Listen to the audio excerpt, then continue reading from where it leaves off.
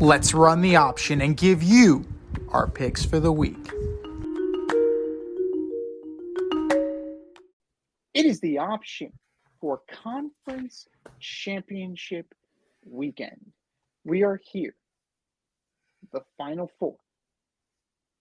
Not that Final Four. That's in March. We have the 1 seeds from both conference. We have the 3 seeds from both conference. So let's see what happens on Sunday. 3 o'clock, the AFC Championship game.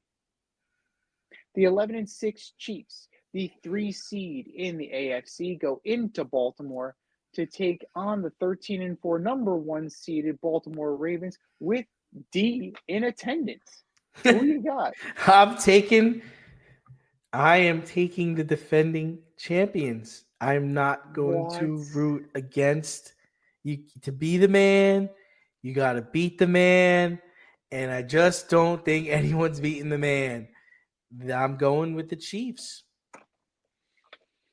The Chiefs play good defense. Chris Jones is going to be in Lamar's Spags is going to figure it out, man. He's going to figure it out.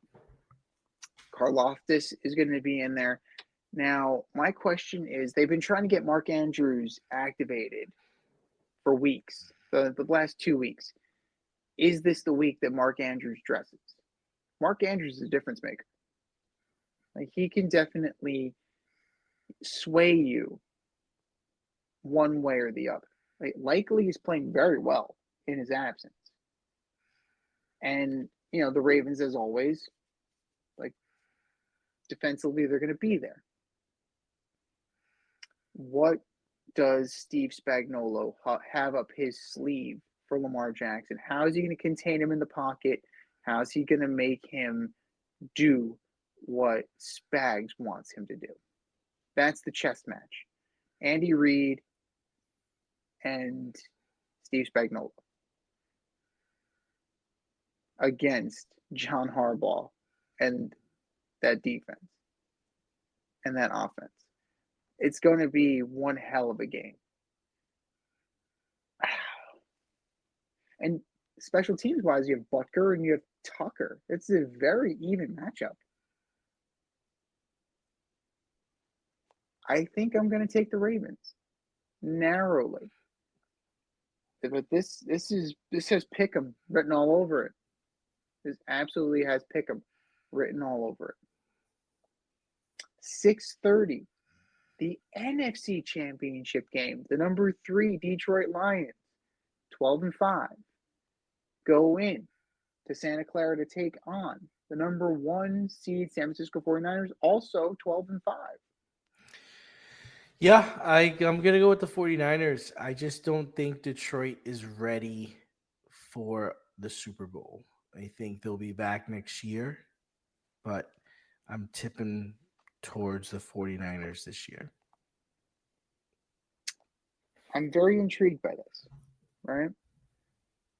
The key to victory, in my estimation, for the Niners is exploiting the pass defense of the Lions.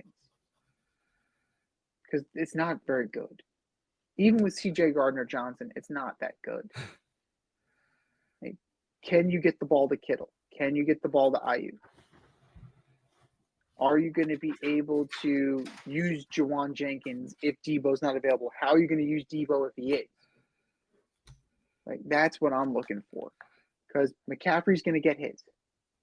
McCaffrey gets his. That's what he does. The Lions will fight hard. The Lions will be game. This will be a close game. Like you, I think that next year is going to be more their year. You get a taste this year. You get a little bit of experience. And you move on from it. You learn from it. You grow from it. A lot like the Bengals. The Bengals got there very early on in this process, right? And they were in the game until the end in the Super Bowl, right? They were able to get that far. the Lions are on the precipice of ascending to that level where they're being talked about as perennial contenders and not jokes and doormats. They hold their head up high, they show some pride, but ultimately, I'm with you. I think it's going to be the Niners. But would it surprise me if the Lions knocked them off? Not at all. Another very evenly matched game. And I think the NFL would be happy with any any combination of them. Right?